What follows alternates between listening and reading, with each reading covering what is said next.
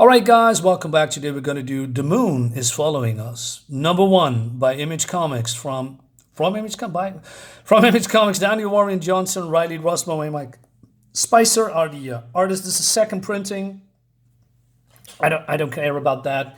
I just want to have the book and some cover that I think is pleasing. For the rest, is it third, fourth, fifth, sixth printing? I don't care as long as I get the book. Anyway, this is a fantasy book, and I thought, this looks like an all ages book, right? Well, yes and no. I'm going to take you through it, and the world is wild, and this is non-stop action. There's also some cringe in here that I need to address, especially, I'm going to walk you through it. So we start at, and now these guys want to infiltrate this compound, but the security is tight. So we have here called Sam, and I believe is... maybe that's short for Samantha. I'm not entirely sure. We have Duncan. That's her husband. And they want to rescue their daughter, right? And we have also a sniper guy that helps them here and there. And, basically that's the mission. And the sniper guy is called Brio. He's a frog guy with an eye patch, right? And but it seems that through the whole book, the husband and wife have an argument, and I don't get really why. I know why they are having words with each other, but if you are probably thousands of factors, right? If you are in a relationship with each other, you know each other pretty well, right? But it seems that they are constantly at odds with each other because Duncan is very indecisive. Gonna show you. Anyway, the art looks fun. Some a little bit too photoshoppy for me when it comes to certain parts, but overall I like the art and the colors as well. We have also, so it's not a real crown, but I don't know, maybe a paper crown with a clip on it.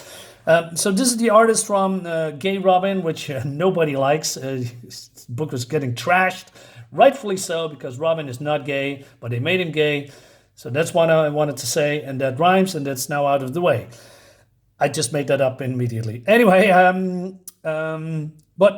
his art works in this kind of setting. Some artists cannot do... I said it probably a couple of times before that not every artist can do everything. If you have a certain style that is leaning toward fantasy or science fiction, you shouldn't do superhero or other stuff.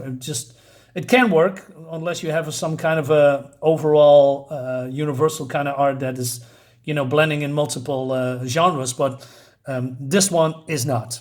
Anyway, so the complaining starts here, but he is not very unreasonable. So Duncan says, "I don't mean to drag us down, but even with the stakes this high, violence isn't always the answer, babe." And she says, "Jesus, Dunn, we're doing it your way. You won. Please shut up. I don't want to lose myself getting to Penny. What if we lose ourselves? He said, if we get her back, I don't care what happens to me." But of course, the creatures are, the creature design are cool. So they've been found out, right? And they are defending themselves. And he said, now we're in it. Give me a break. They would have seen us no matter what. So Sam is a little bit brash, I guess. He's a little bit too gung-ho, and she also protects her husband, but her husband is more on the defensive side. He's been shot at, he's almost being killed. He says, "Baby, get your hand in the game, move." I'm working on it. And then this creature design, look at this, looks great. He's almost getting killed, but then he's getting rescued by a wizard, and it's the wizard called Tash. And he says, "What are you two doing? I told you to wait for me." "Don't start with Tash. You were late. You're not strong enough to take on the Cascade soldiers by yourself." And she says, "We've been training for 6 months. We can't wait any longer. You know what's at stake. Where were you?" And then he talks about that he is on multiple worlds because the world is large and can only travel so far. And basically he's saying he's traveling the world. So he's a magician. He's a sorcerer. And he says, "Come on. Pigface won't wait much longer." I said, "Pigface, okay." And but then the sorcerer says, "You sure about this? It's going to cost you." "Yeah, we talked about it for a long time." So Duncan says, will it hurt? Duncan, come on. It's not pain, really. It's more of a taxing of the mind and body and heaviness that does not lift. So I wonder, is there something's going to happen with these two, right? There's a little bit mystery here, right? But Sam says we do anything for Samantha, even if it's hers. Come on, honey, I only wanted to know. You ready, right? To give it all up? I'm here, aren't I? No, I need more than that. I need you all in, sickness, health, rich or poor, the whole deal. Like marriage. And then he gets a little bit angry. She's my daughter too, Samantha. And I think, yeah, dude, just grow a spine, right? You do this for your daughter. All right. And then they meet up with this guy. And this looks like, from, if you ever played that game, Resident Evil 4, it reminds me of that vendor guy called, hey, what are you selling? What are you buying? Right? And he has all these guns here. And looks cool. Look at all these baby hands here. But the sorcerer says, hey, we have seen this before. I know you have something else. So he shows, I don't know, I thought when he explains it's more like a tesseract, because it allows me to store my larger items in a convenient package. Well, we don't even know how to use one of those. It's not an issue, my friends. This is fully compatible with your scape. The world makes for easy use of all kinds of technology. Activate it and the knowledge will come. But he says we exist out of the world of the real. So wait a minute, what do you mean out of the real? So there's a real world and a fantasy world that they are living in and they are aware of that? All right, so he says payment first and they are agreeing with that, but then he does this and I thought, okay, is he attacking them? It's not the case, but then we see, I know, maybe a flashback. Dad, Mom, look, the moon is following us. Okay. So maybe this is the payment, probably sucking some blood, but that's, I guess, he's a bad guy, right? Man-bat. He says, what do you do to them? Well, they'll be fine in a couple of days. But then he realizes that we've been found out and he's been splitting into tiny bat creatures. This looks fun. I mean, like I said, the fantasy level is fun. All right. So they're being chased and then, I don't know, some kind of a plane comes with an open mouth and then this... What is this? I like that a lot. Cool. There's crazy creatures, and then it looks like this is a part of a tongue. I don't know who they are. Probably some evil guys, that needs to be defeated, right? Very, very fantasy, video gamey, 80s fantasy, if you will, like Crawl or The Never-Ending Story, stuff like that. Maybe, if you ever, I'm probably a little bit too old, or maybe what's another one?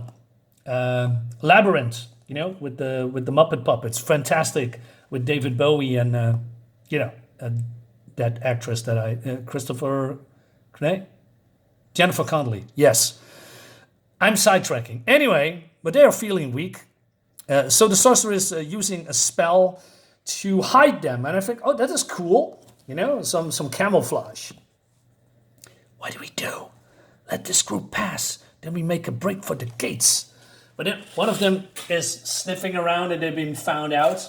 So they are breaking the spell and, Duncan grabs this guy and Sam says, take him out before he gives away. But Sam, being a wimp that he is not doing anything and then this creature screams, alerting the whole group that's, tried to kill them.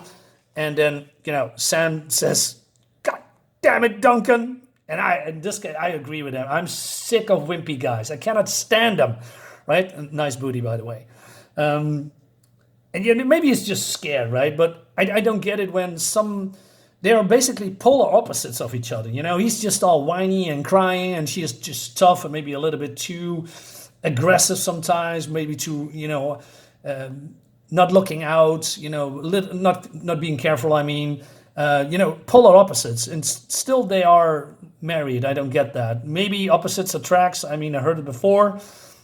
Who am I to judge? But still, I like this. This, like I said, the sorcerer has multi-purpose. But they are being surrounded, and then Sam is being hit by arrows, right? And they are just going up the stairs, and then the sorcerer is using the, it's not a tesseract, but I'm calling it like that. He says, wait, that was going to help us save Penny. You can't save her if you're dead, Sam. And then it's, wait a minute, a helicopter? What? Duncan, get us out of here. What? I don't know how to fly this thing. Remember what Pigface said? This is not the world you know. You can do anything. Just do it. Yeah, Duncan, stop crying. So, okay, they're escaping. And the shot looks cool. I like that. But they're being followed. Look, I said, wait, what's happening here? And, okay, they're being followed on also flying machinery. So this is a little bit crazy. Brio, are you there? We're almost at the rendezvous. We got company. He says, Duncan, chill. He's here with a Volkswagen Beetle with a cannon. And he's unloading on all these guys. That made me chuckle a bit, right? And he said, Sam, we made it. But then she's losing a lot of blood. She step on it. Cool. So they are getting at the rendezvous point when they are being greeted by people, I guess, with flying, with talking bees. He says, she's got to get home right away. Duncan says, where's the dog? Maybe he can. Duncan, we talked about this. Our doctor's tools won't work on her. The weapons of the Cascade don't cut like they do where you are from. I'm activating you way back. But we're so close. We're going to rescue her from. Dude, shut the F up, dude. You whiny, crying nobody. Sorry. Listen to me. If you don't bring Sam back, she'll be trapped here forever. And when you rescue Penny, she's going to need her mother. All right. So he's finally doing what somebody's telling him to do. And so they're going back to their own worlds. He says, let's get you home. And then they are here. And I thought, wait, what? This is a twist. So it's some kind of a virtual reality dream world. And they are waking up in their bed. And he says, why you take us back? He said, no. He basically explains that she was dying. We were so close. And so she checked the wounds. Still hurts. Well, no bruises, no wounds, right? And so they chilling and, I don't know, this whole adrenaline rush that we see just a couple of moments ago is just now all gone because they are safe now and they brew some coffee, I guess, right? And then they open the door and it seems that they are talking about their daughter. And their daughter is in dreamland for 6 months now. That's where the resolution, sorry. Are we going to able to do this? Look at the progress we made, Sam. Building up forces, gathering weapons, fighting tooth and nail, all inside our dreams. We're going to keep going and going. We're going to save our baby girl somehow. We're going to wake her up. I think, yeah, this is cool. I like that. That's a nice cliffhanger. We have also Mr. Frog here. So, yeah, probably all our dreams are, maybe stuffed animals or nightmares. And it also has this thing, so maybe she's sick, maybe she's in a coma. I don't know. I like it. I like it. I just cannot stand wimpy, weak guys. I mean, maybe he's gonna man up, right? And then become a badass in later issues. I don't know, but we're gonna find out anyway in issue number 2 that we're gonna do. There's, I believe, 5 issues, 6 maybe. I don't know. I need to check that out. But so far, yeah, I'm enjoying this. Yeah, so fun stuff, nice adventure. Is it really all ages? I know. I mean, there's a lot of chopping off hands and heads. I don't know. But fun nonetheless. Guys, let me know in the comments what you think about this. I know what Mike's going to say, but Mike's my follower. He probably doesn't like this. But we're going to hear from him pretty soon. Thank you so much for watching as always. I see you next time. Bye-bye.